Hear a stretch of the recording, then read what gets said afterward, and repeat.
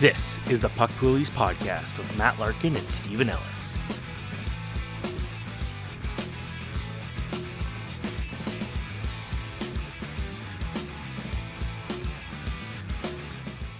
Hello, everybody. Welcome back to a new edition of Puck Poolies. It's Matt Larkin here with my buddy Stephen Ellis. We are presented by PROLINE as always.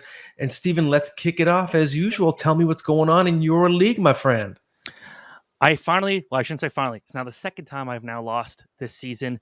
It was a tough one where the team I was playing against, I had a very good advantage where that guy, he's currently on a trip in India. So by the time we had a lot of these roster, the lineup decisions and stuff and starting goalies, it's like almost time to go to bed there. So I wasn't able to use that to my advantage. Unfortunately, a lot of the guys I was betting on did not play very well, but it's okay. I'm already off to a really good start this week.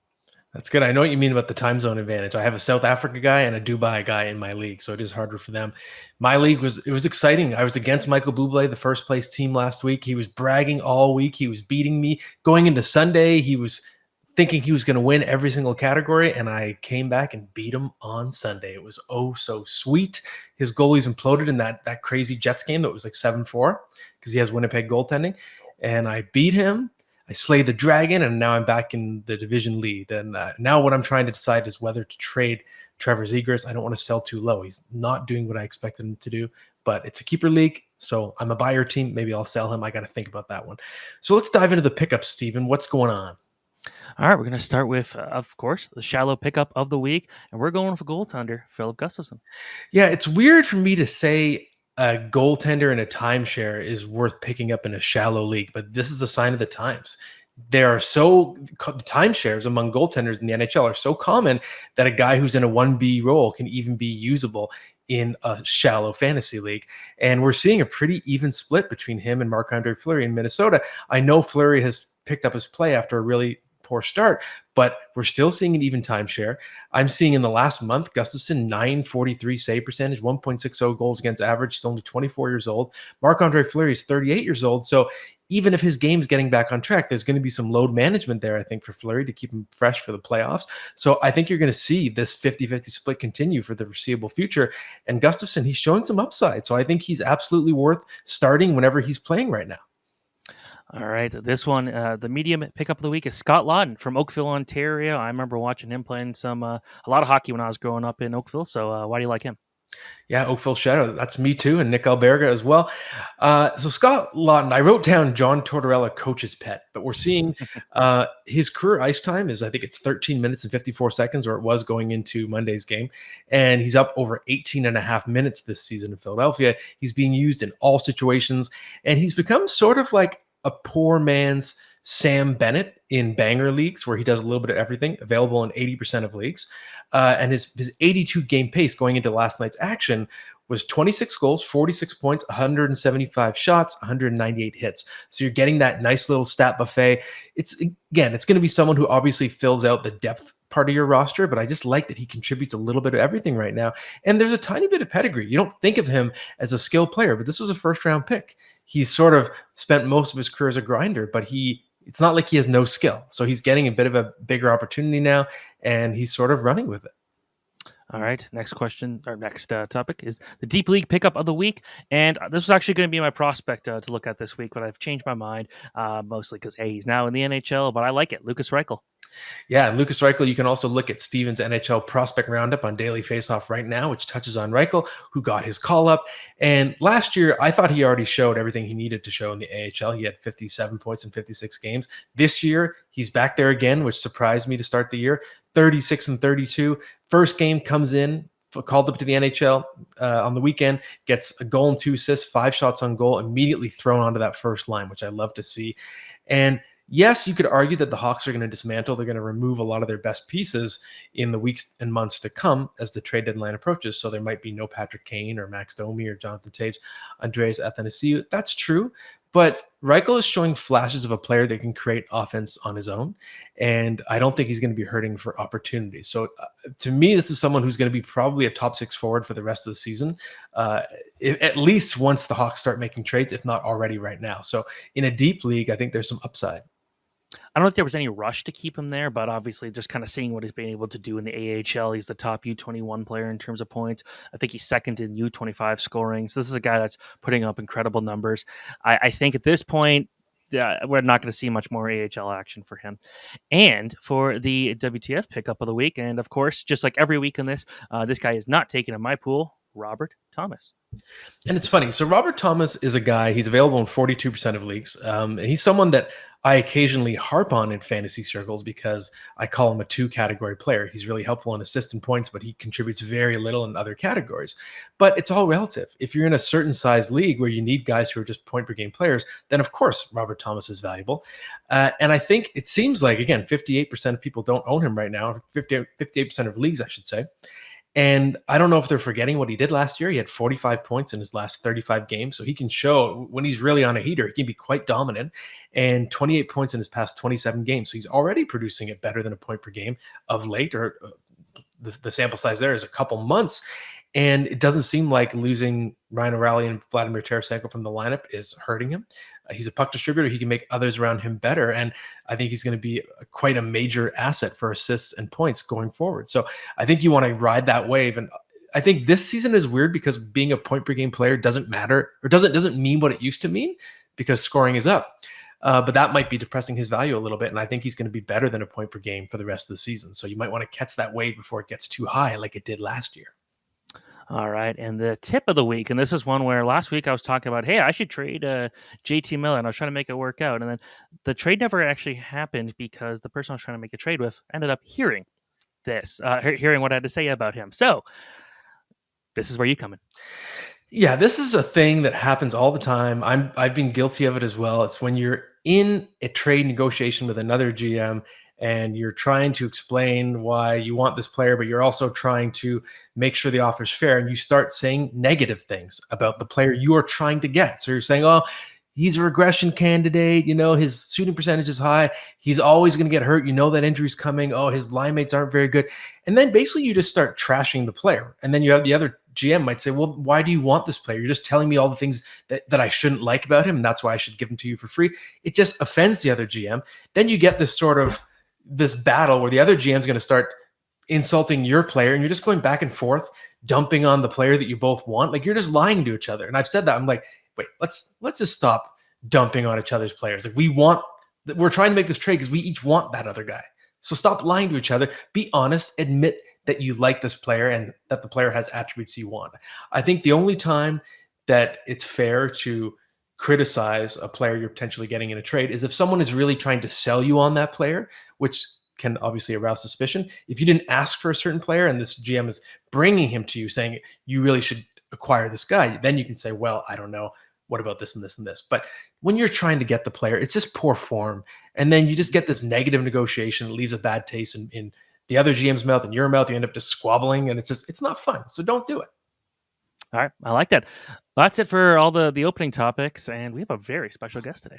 Yeah, this is a guest. I've been circling this guest for a while, not just for Puck Poolies, but in the game of life, because this man, he's one of the most dominant poker players ever. And he's someone who plays fantasy hockey. He's a diehard. I've been trying to recruit him for my own league, and there's been a flirtation there. I haven't been able to get him to join, but he is a big fantasy hockey player. Daniel Negreanu is up next. Welcome back, everyone. He is a 6-time World Series of Poker bracelet winner, 2-time World Poker Tour champion, a diehard fantasy hockey player. It is my pleasure to welcome Kid Poker himself, one of the most dominant players of his generation, Daniel Negreanu. Daniel, it's a pleasure to have you on, my friend. How you doing? Well, it's a pleasure to be here. My favorite thing to talk about by far is fantasy hockey. So much so that I annoy people, right? Like, nobody wants to hear my fantasy hockey bad beats, but it feels good to be able to tell them. So let's do that. All right. Yeah, we'll commiserate together. And that's sort of where I want to start, because, of course, your background, you're famous for what you've accomplished in poker, but I want to start with hockey because you're obviously a massive diehard. That's why I kind of got on my radar that you're a big fantasy player. But where did your love of just hockey in general start? Is it, being a fan as a kid? Is it playing? Did you play organized hockey, or just where did it come from? Well, being a kid growing up in Toronto, hockey's a big part of the culture. And I remember bleeding blue and white. I remember crying as a 6, 7-year-old, crying a lot, right? Because, the Maple Leafs back then gave you a lot to cry about. And of course, the era of Rick Vive is where I started to become a fan. And then, Wendell Clark was like my hero. And, that era was when I really started to get into hockey. And through that, just becoming more interested. And I was actually, back then, I was interested in a lot of sports. Whereas today I'm pretty much just a hockey guy, because when you're a kid, you got a lot more time. But now, now I'm pretty much just a hockey diehard. Okay, so does that mean, are you part of the 93 heartbreak generation? That's my generation. I was 10 when that game happened, then with the Gretzky high stick and Carey Fraser. Is that sort of your most memorable, devastating moment as a kid? Was that the most memorable? I think so, because before that, it was just a lot of losing, right? Yeah. But that was the first time where we had a team where it felt like, wow, we're actually quite good. We got Felix Potvin in net. Let's go. So obviously your background's poker and everything like that, snooker, cards, poker, whatever like that. But is that kind of what attracted you to fantasy hockey in the first place? Kind of just like games of probability? So I've always been a stats nerd, to the point where before video games offered the opportunity where you could just like play a baseball game and it gives you stats, I did it by hand. My mom was like, what are all these papers, right? And I had all these papers of stats that I would track myself as I played video games. I even created like little tournaments of my own with little wrestlers that I had. So this was innate in me: stats, numbers, all this kind of stuff. So, before fantasy hockey really existed, I think, in the mainstream, I was in a league, and I have been with the same guys since 1996. And it's the most fun thing I do of like anything. And I spend thousands and I'm going to get thousands of hours on this league. And it's just time well spent. What was fantasy hockey websites like back then, or was it like hand track? Like what was that back then? Well, we created our own, right? We created what's called the Alternative Hockey League, right? Which is 20 owners, 5 divisions. We play head to head, but on nights when there's 6 or more hockey games. But back then, in order to input our lineups, we had to leave a message on a voice recorder. So like we had to phone somebody, and he had a recorder, and he's like, "Put your lineups in here," right? Because there was no like. Yeah. And I remember I had AOL dial-up the first time I had a computer, and like the main webpage, like I'd wake up in the morning and I'd have it start downloading. I'd go have breakfast, and I'm like, okay, it's almost done. Like half the page downloading, and then you'd hear. Oh yeah, of course. No, I want to see how I did last night. Yeah. And then we would also phone, I think it was the Score back then, before the Score was the Score, where, you would like watch this TV channel to see scores and see who would score, or phone a hotline. So yeah, we've come a long way since the late 90s era. No kidding. That's right. I remember it was Headline Sports before it was even the Score, because I'm a Toronto guy as well. So I remember it very well. So Daniel, I've been dying to ask you this question specifically. I'm just so curious about how poker translates to fantasy hockey. Are there any skills you've gained from your career that you can actually apply to get better at fantasy hockey? And the example I had was like, can a fantasy hockey player have a tell? Because it's not like you can read them at the table and it affects the NHL player performance. But if there's any example like that, something you applied from poker to fantasy hockey. Absolutely. And I'll tell you why specifically, because what we do is we do sort of auction style during the free agent draft.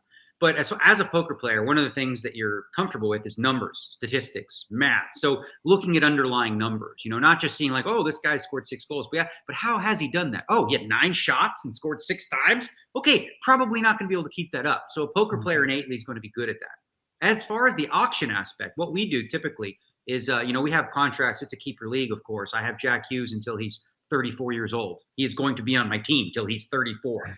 For real. I was like, I'm all in on Jack Hughes. But part of what we do sometimes is, let's say, for example, there's a free agent available, like a Sidney Crosby. He's going to be out there on the market. So getting a sense of how much somebody's willing to spend, right, of their budget. So you start to see they bid, and they're like, okay, they one up you. They say 15, you say 16. Getting a sense of like how much they're willing to go. And because you know how it works in an auction league, for those that don't know, is the more somebody spends on somebody, the better it is for you. However, if sometimes you might get stuck with a guy, if you're just playing games and bluffing, you could get stuck with the player and go, what? I don't want Blake Wheeler for 20. No, let's cancel. It's too late. Yeah, for sure. See, this is my first year doing an auction league, and I kind of baited this one guy into picking McDavid and Matthews, which, in most pools would be great, but he blew most of his budget, where he ended up having to pick Milan Lucic at like the 4th or 5th pick, mostly because we were just thrown out there and he needed players to kind of make that up. So auction leagues are fun. They're also dangerous. So do you play in any high stakes fantasy hockey leagues? So the truth is, for me, it's not about the money. Okay, at all. It hasn't been. The league that I'm in since 1996 was a $60 buy-in. A few years ago, we kicked it up to $150. right? Which is like nothing. And within that league, we create leagues within the league.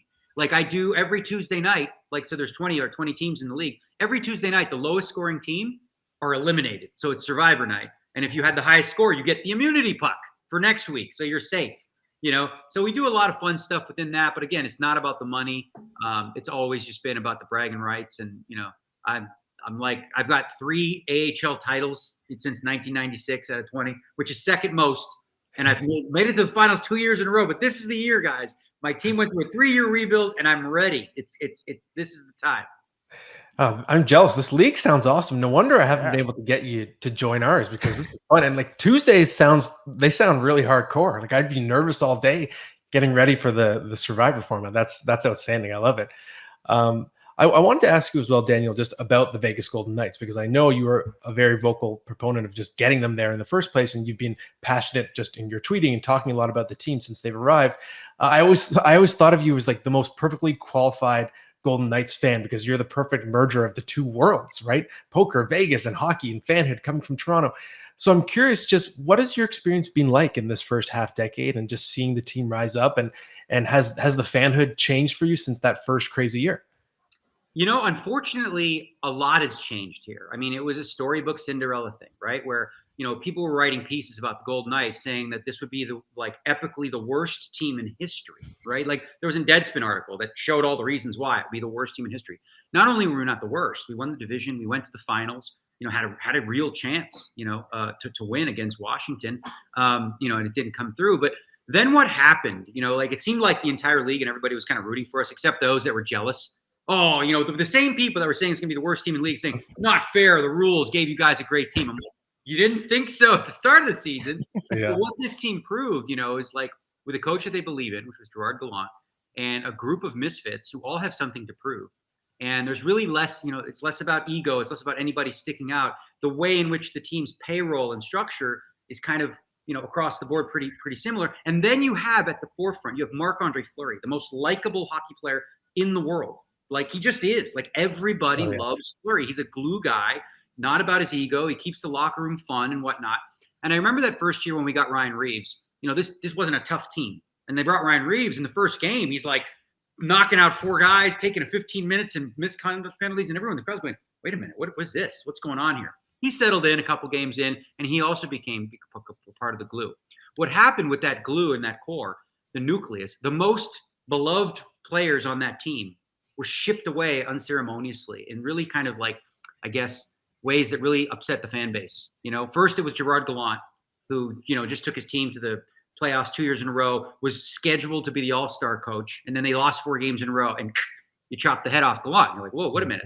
Then, of course, you have, the whole Fleury debacle, with bringing in DeBoer, who was, a guy who was at odds with Gallant. And then, the most popular players in Alex Tuck, Nate Schmidt. I mean, literally, if you go down the list of like, who sells the most jerseys, they're next up on the block, right? So the team changed. No longer was it this team of misfits. Now all of a sudden you're bringing in $10 million players like Mark Stone, Max Pacioretty, Pietrangelo, and then of course the big Jack Eichel deal. So it's completely changed, and I think a lot of fans are just upset with how things have rolled out. They've struggled last year through injuries, and that's obviously part of it, but you also traded for a guy who was going to be out till February. So you sort of took that on your own. You have to take responsibility for that as well. Yeah. So you'll see kind of these famous bad beats at the poker table, but do you have any memorable bad beats playing fantasy hockey? Oh, so many bad beats. Okay, I'm just going to tell you this year. This year, my team on average scores the most of anyone in the league. I'm number 1, okay? So there's 20 teams in the league, right? Now, I've had... So in our league, 3. So basically 2.91 goals scored against, right?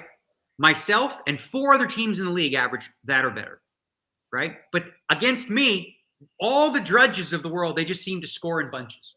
So like I've had real bad luck on those nights, and obviously losing the finals 2 years in a row. But yeah, that like, it's silly to say, but like I get more emotionally invested with fantasy hockey bad beats than poker, because like poker is what I do for a living, But fantasy hockey, like you see sometimes, I had one. This was the one. I can't even remember the name. But I had like Crosby. This was this year. Crosby, Robertson, Hughes, and like 5-6 guys like that against the guy whose lineup was like his best. He was a bad team. His best player was like Thomas Novak in Nashville. Okay. And like I had all my guys going, all I needed was an assist, and they all got blanked. And it was like he figured out the odds. I think someone figured out the odds because we're math nerds. And it was something like 7 million to 1. Oh man. Oh wow. I feel it. As someone who just lost his fantasy football championship because of Nick Foles, because Nick Foles he got negative points, and that made a different team make the final, and then I lost to that team instead of the team that should have been going to the final. I know what that feels like. I had a bad beat in 2013 where I was trying to flip the assists category in the final, and I dropped Andy McDonald. No, I dropped Jonathan Huberdeau for Andy McDonald. Jonathan Huberdeau got 2 assists on the final day of the season, and I lost assist by 1. So I cost myself a championship. Andy McDonald, if you're out there, you cost me a championship. Still sticks with me. Bad management. That's all on you. Yeah. Own that. Yep. I know, you're right. It is. I got to own it forever. Yeah. I wanted to ask you, Daniel, about the poker boom, because people talk about it, going back to Chris Moneymaker in the early 2000s, but there's also this tie-in I find, especially in Canada, because during the 04-05 lockout, of course, like TSN networks like that started airing a lot more poker to sort of fill the time. And then there was this huge uptick in poker interest. I noticed, being a Canadian university student at the time. And I'm curious, what was it like to experience that on your end? And is it fair? Do you think there was a poker boom during the lockout? And just any experiences you could share from that time? Yeah, on a personal level, it was massive for me because I played a tournament before the lockout where the entire tournament I'm on TV and I was wearing a Maple Leafs jersey, right? So like it's nonstop on Sportsnet and all the networks, and they're like constantly showing that because obviously there's no hockey to watch. And I think a lot more people are at home twiddling their thumbs thinking of what to do. And then I think for obviously a lot of Toronto fans and seeing me in that jersey was like, oh wait, we got to root for that guy, right? Because he's the Canadian. But I definitely think specifically in Canada, that lockout led to it was happening anyway globally, but in Canada, it's only emphasized even more so by the fact that people's eyeballs on the networks that they typically watch hockey are being inundated with poker. Mm-hmm. So now that there's an NHL team in Vegas, and obviously the last couple of years, do players ever come to you for poker or any card game advice? There's only one who's been a buddy of mine ever since he played for the Toronto Maple Leafs, and that's Phil Kessel. Right, he's playing here, for the Vegas Golden Knights right now, and he loves to play pot limit Omaha and stuff like that. And we talk hands and stuff like that and strategy. And it's kind of like his poker is very similar to his hockey in that he's very streaky. I mean, if you look at him career-wise, like he gets into his head sometimes where if he's like, in a just not, hitting a lot of posts and stuff, he's like, bro, I can't catch a break. I can't win a pot. And then he'll say the same about poker. So there's a lot of similarities in the way that he approaches it, but he's very resilient. Like he finds a way. Obviously his start here in Vegas hasn't been ideal. He's sort of been, kind of on the third line, but sort of with different line mates every game and, struggling, to sort of fit into the system as of yet. But I know he's a resilient guy, and he's a guy that I'm happy to have here. He actually makes it easier to root for the team, just having him on there.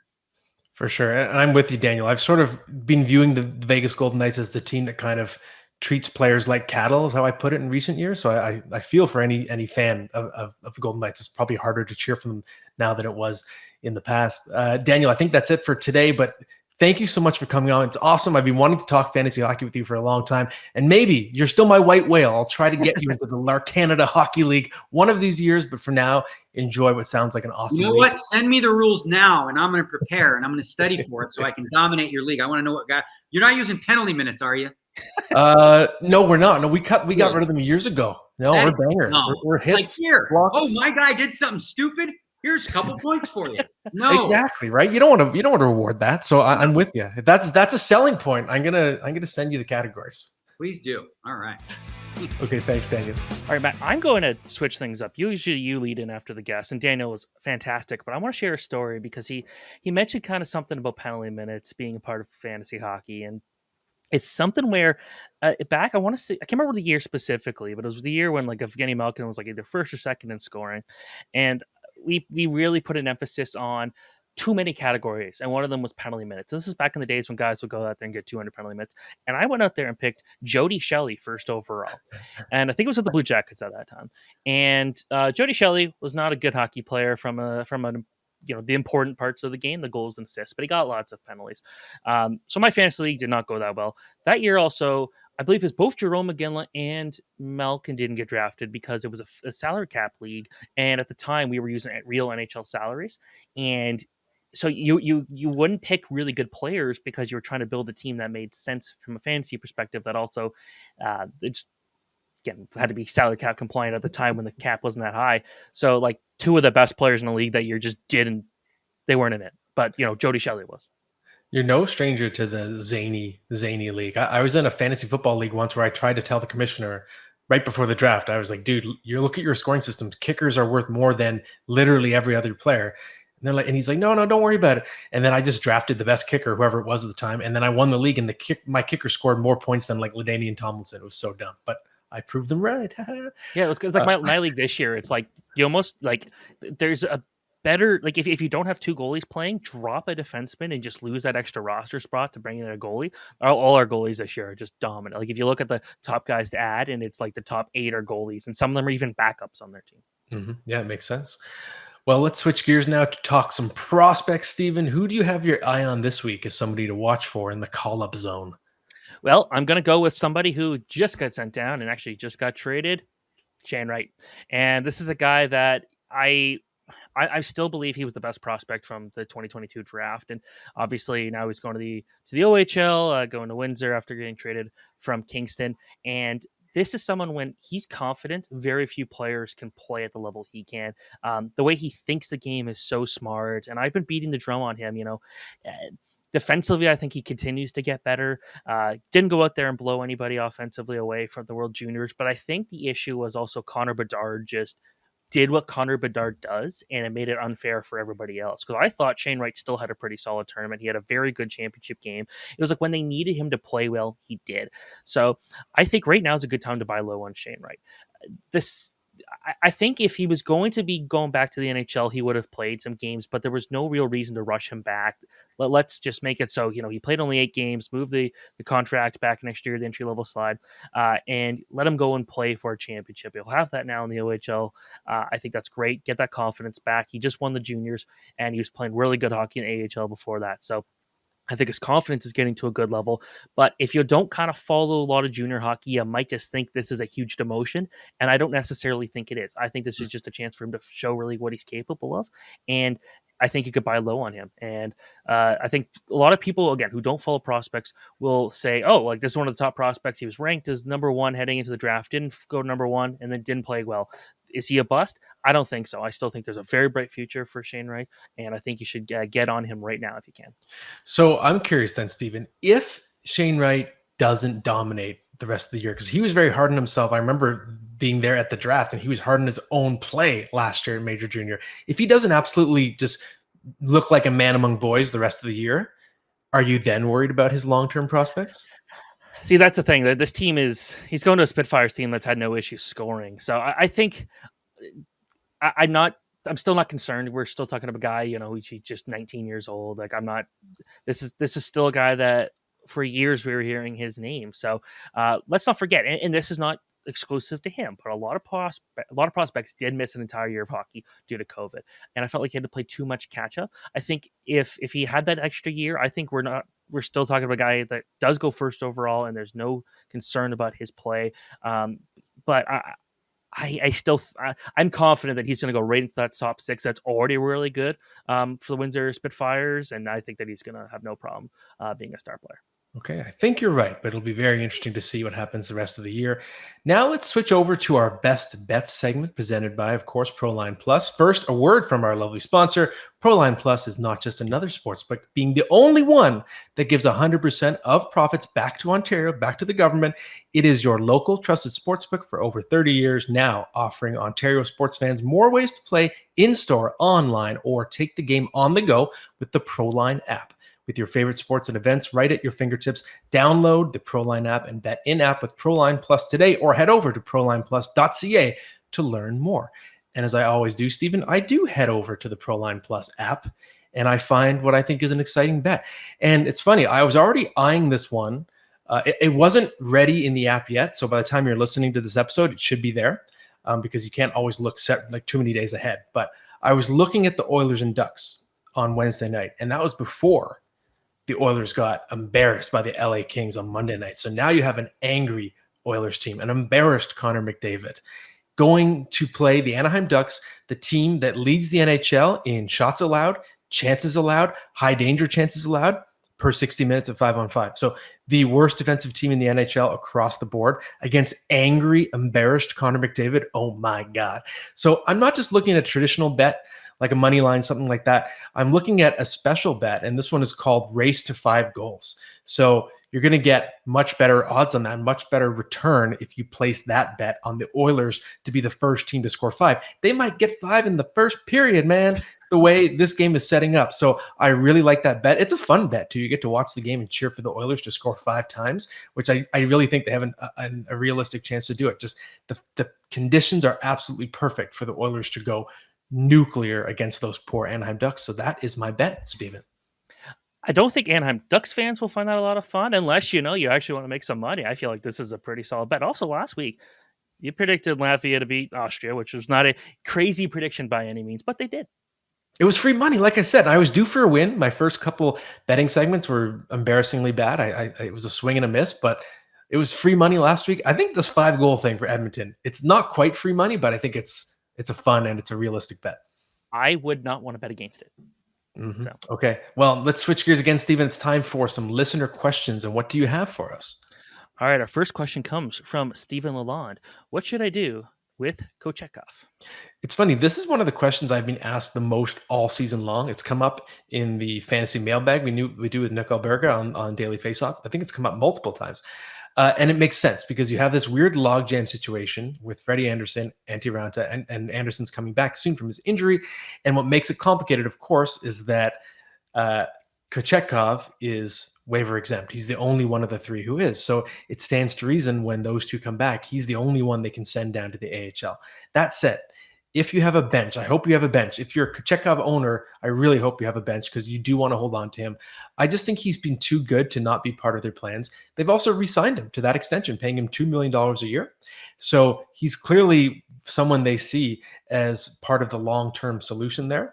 And I do wonder if in real life we're going to see a trade maybe of Antti Raanta to make room for Kochetkov to stick going forward because maybe he's going to be their starter for the playoffs. So I think if possible, you want to hang on to him. If you're in a shallow league and you don't have a bench, maybe you have to cut bait and unfortunately drop him if he does get demoted. But otherwise, I would stay the course because I do think he's being established as their goalie of the future, especially with Raanta and Anderson both pending UFAs.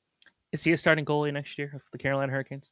I think he is. If I had to make the bet right now based on what he's shown, looking really poised, thrust into the playoffs last year as a 3rd stringer and being probably the best rookie goalie in the league this year, and that includes Logan Thompson, then yeah, I think he's the starter next year.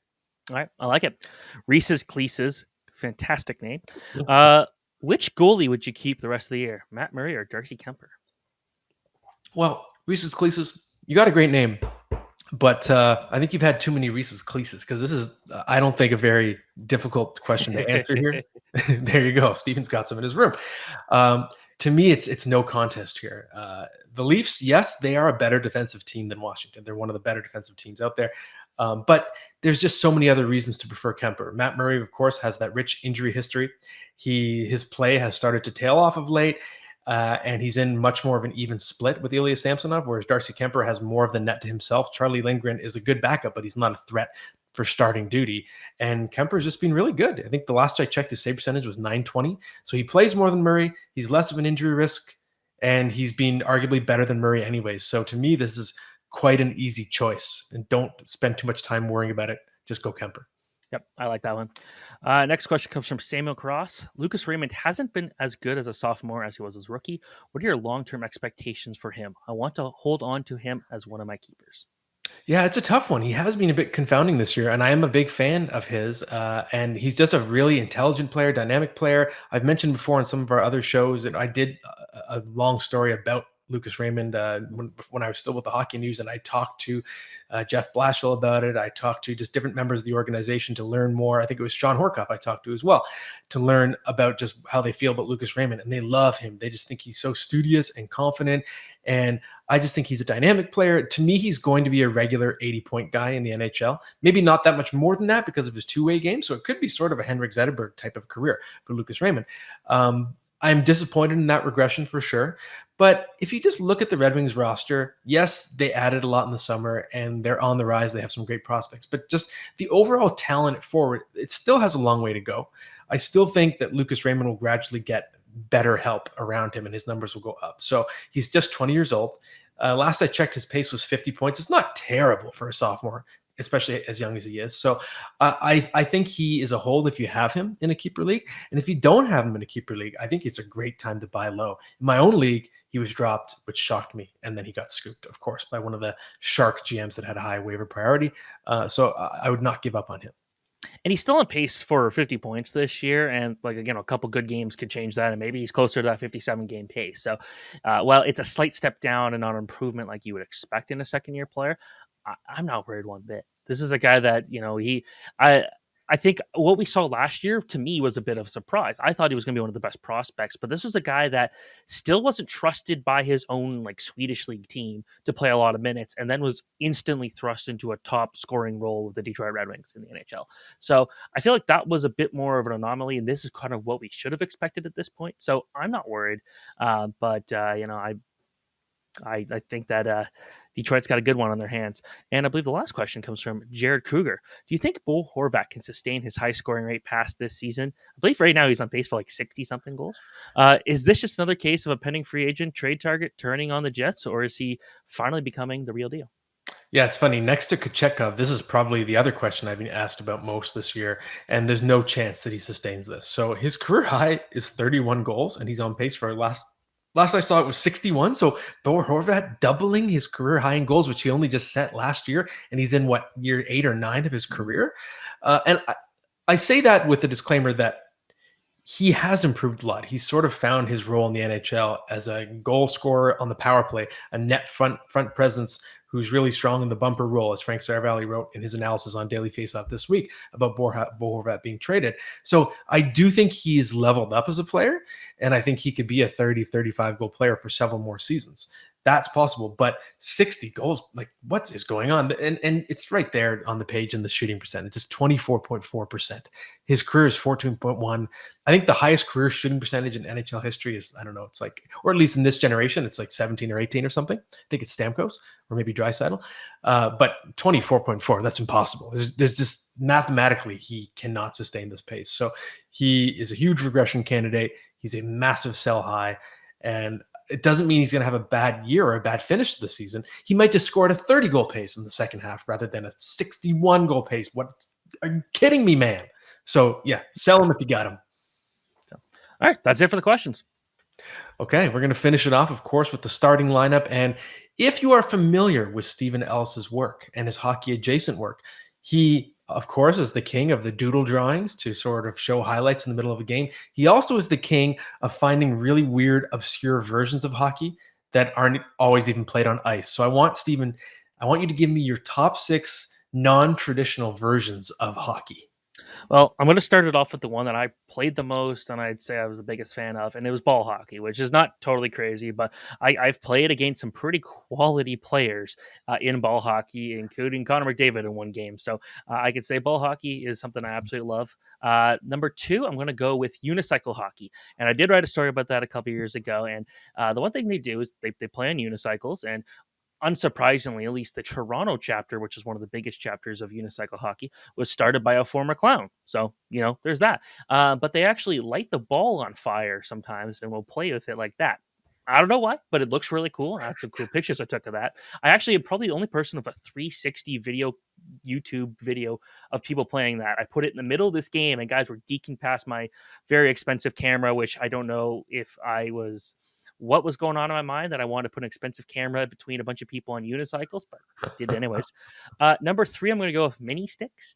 Way too much fun playing that growing up. I used to have fantastic tournaments. I had an Olympic style tournament where it was like, I think there were 6 of us, and we made up a group of like 16 teams. We had to play each other all the way to the final, and it was Canada versus Scotland in the final.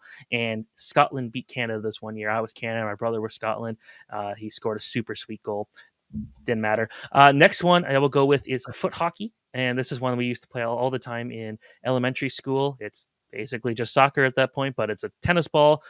We had like a little court, and we had these epic battles between the grade 8s and the grade 7s. But the grade 7s were all these guys playing AAA or AA, and the grade 8s were all these kids playing house league. So one group was definitely more athletically inclined than the other, but the battles were great. No sticks involved, just kicking the ball. It was pretty intense. Then there's inline hockey, which I think is quite cool. Maybe not as crazy, but it's something where I didn't realize. But Connor Bedard actually was playing in an inline championship a couple years ago, so that's pretty cool. A lot of NHL prospects do both. Michael Meese is a name you're all going to be hearing about in 2025. This is a guy that was a inline hockey star. And I'm going to finish it off with underwater hockey. I was waiting for that one. Don't want to, because I had to save it for last. I don't exactly want to explain that one, other than it's very complicated. It's not a great spectator sport. I went and watched 2 of the best teams in Canada play, and I had no idea what was going on. There is a version that I've seen played in Europe where, I say play, it was 2 guys in a video, but literally upside down on ice, and they were playing underwater while under ice, and it was crazy. So I'd say those are some of the more unique versions of hockey. They're all a lot of fun, and I'd say go watch a unicycle hockey game if you ever get a chance. Well, those are some great picks. And underwater hockey, I would just take penalties left and right, because I assume the ref can't see it unless the ref is like in a scuba suit underwater. The refs probably would have to be able to catch refs. it, right? I don't know about refs, but I know that the game is played very tightly, and also like you can only be underwater for a few seconds before you die, so you just got to get up there. So plays take a while to develop. They're not really high scoring games. Yeah, you're just like, yeah, that would be tough. Foot hockey also forever in my heart, and it's weird because even though you can say it's just soccer, somehow it wasn't. Like, it was played, it was so different, yeah. differently. It was like there's body checking, and just the way you move the ball was more hockey strategy. Like, you do like one-timers and stuff. Like, I don't know why it was different, and we used to allow our goalie could have a mini stick, like a goalie mini stick. He'd be able to have a stick. See, for us, it was depending on the weather. It would be like they take their coat off, and that was their like blocker and glove. But we actually got a tennis ball. We got tennis balls banned in our elementary school because of this game. It was cool because eventually they got unbanned, and then the principal came and watched our big championship game, which was really cool. Like, it was way too intense for what we were doing, but it was like we all looked forward to it. All right. Well, thank you for sharing that story about foot hockey. Always near and dear to my heart. And thank you, Stephen, for this episode. Thank you to Daniel Negreanu for coming on as a great guest. Thank you to PROLINE. And that's it for this week. Keep watching, keep listening. We'll keep bringing the fantasy hockey tips for you.